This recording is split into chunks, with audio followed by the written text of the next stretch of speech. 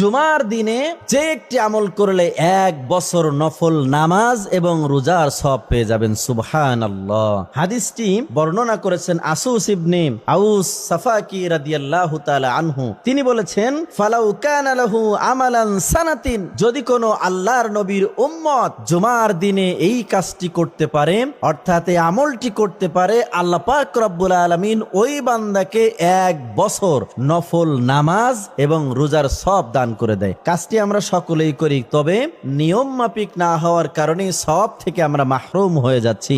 সেই কাজটি কি? সেই কাজটি হচ্ছে জুমার দিনে উত্তম রূপে গোসল করতে হবে। প্রথম নাম্বার, আমরা জানি গোসল করার সময় গোসলের 3টি ফরজ আছে। প্রথম নাম্বার ফরজ হচ্ছে গড়গড়ার সহিত কুলি করা। দ্বিতীয় নাম্বার ফরজ হচ্ছে নাক সুন্দর করে পরিষ্কার করা, অর্থাৎ নাকে পানি দিয়ে নাক পরিষ্কার করা। তৃতীয় নাম্বার হচ্ছে পুরা শরীর সুন্দরভাবে ধৌত করা।